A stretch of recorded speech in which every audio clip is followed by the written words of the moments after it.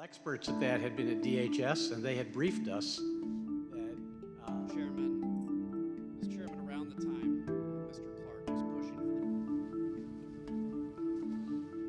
pushing. Again, these are all Republicans. They are appointees of Donald Trump.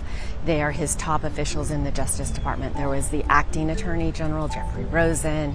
There was Rich Donahue, the former prosecutor from New York, who was the number 2 at Justice Department. Here's Mr. Donahue describing the last-minute meeting held at the White House on New Year's Eve. The president was a little more agitated than he had been in the meeting on the 15th. There was a point at which the president said something about, why don't you guys seize machines?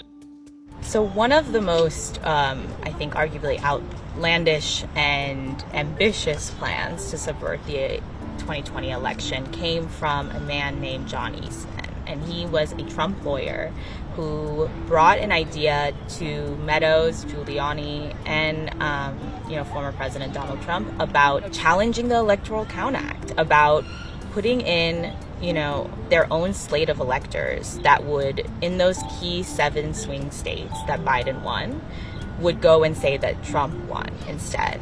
And for the department to insert itself into the political process this way, I think would have had grave consequences for the country. It may very well have spiraled us into a constitutional crisis. We don't have a federal election system in this country. States determine their laws, states run elections.